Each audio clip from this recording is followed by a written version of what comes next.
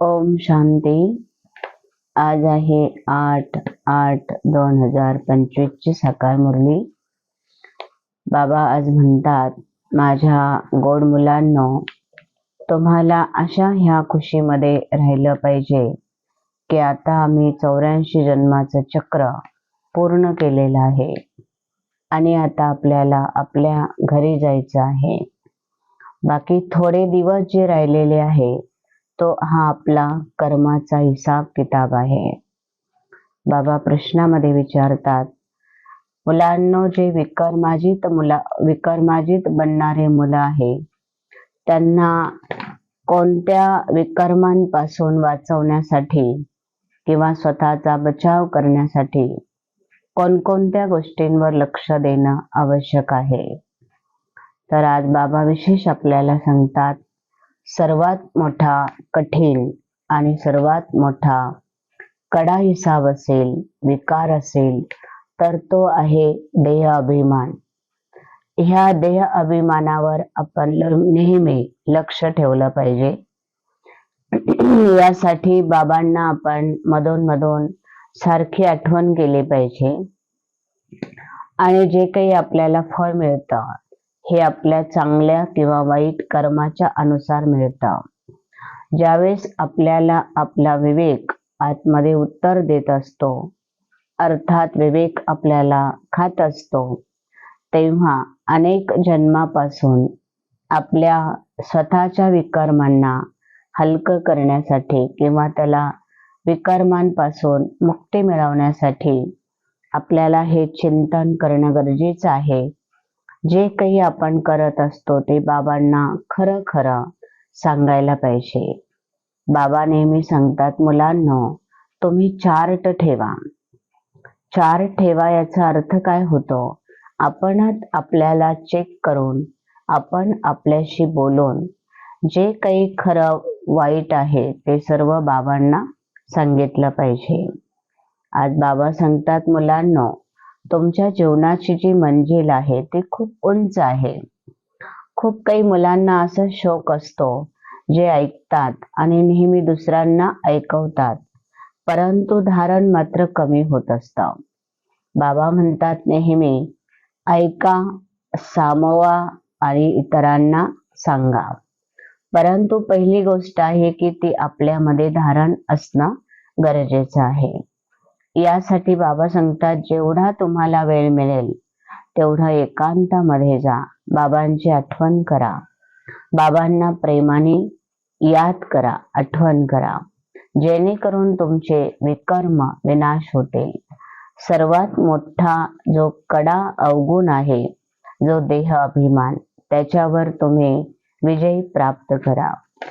यासाठी बाबा सांगतात, मुलांनो, वेळ काढून एकांतामध्ये जाऊन विचारसागर मंथन करा।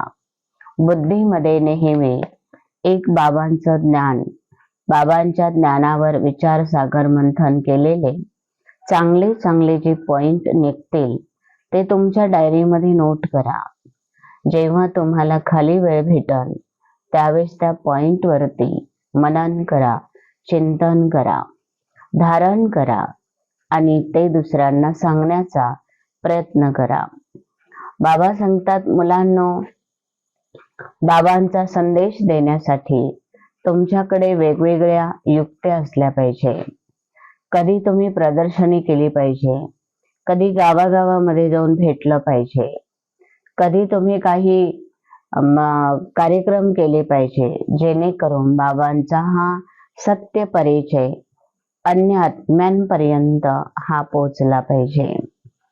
विकर्मांपासून वाचण्यासाठी देह अभिमानापासून मुक्त होण्याचा पुरुषार्थ केला पाहिजे आणि इथून पुढे कोणतेही आमच्याकडनं विकर्म होणार नाही याची आपण आपल्या स्वतःवरती दखल घेतली पाहिजे।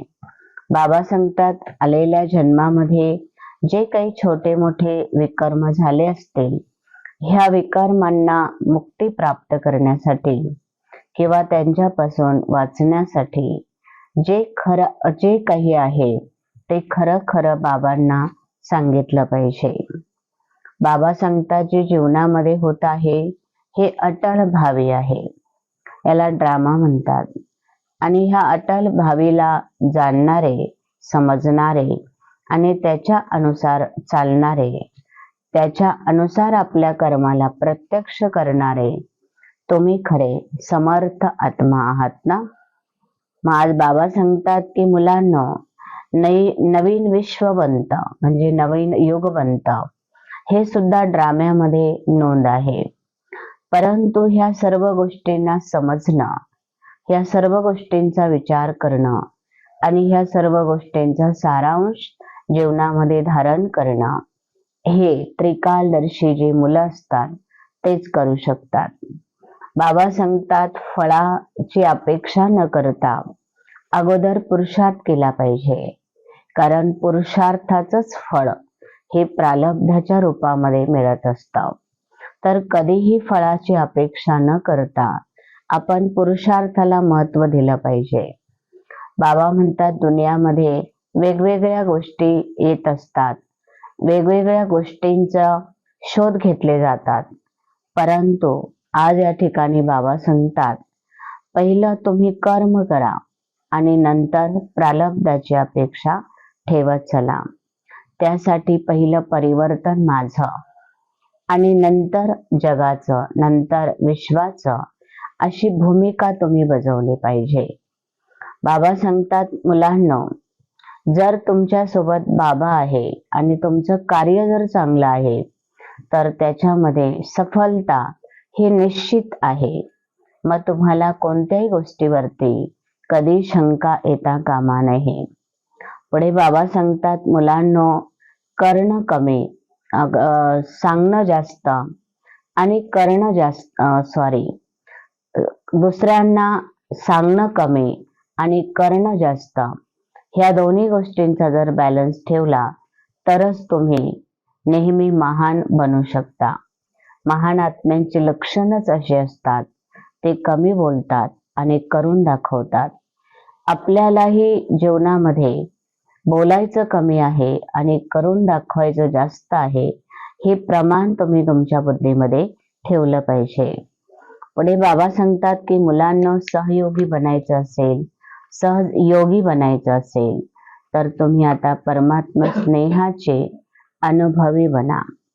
सेवेमध्ये स्वतःची चढती कला करायची असेल, उन्नती करायची असेल, सफलता मिळवायची असेल, त्याचा एकच आधार आहे, तो म्हणजे बाबांवर असलेलं एक अतूट प्रेम. एक बाबा, दुसरा कोणीही नाही.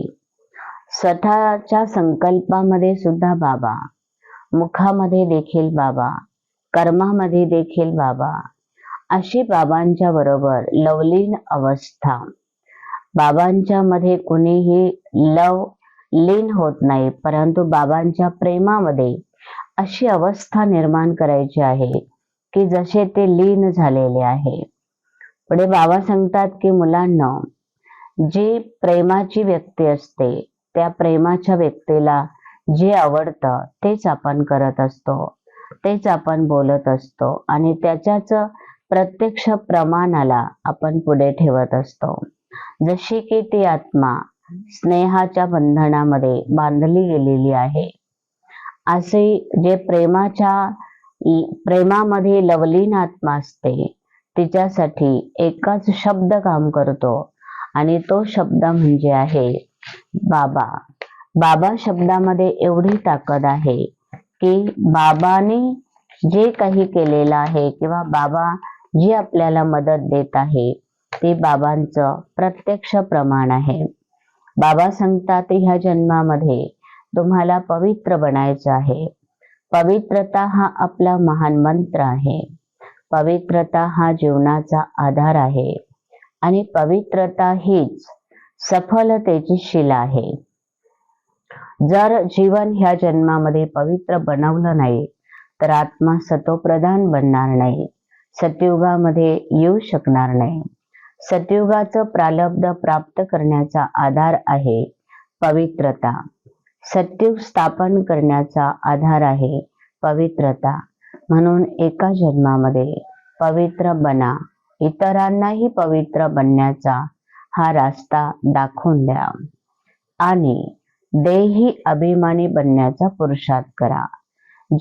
जेवढं आपण आपल्या स्वतःला आत्मा समजू, इतरांना आत्मिक दृष्टीने पाहू, तेवढी आपली आत्मिक स्थिती अवश्य बनत जाईल. ओम शांती.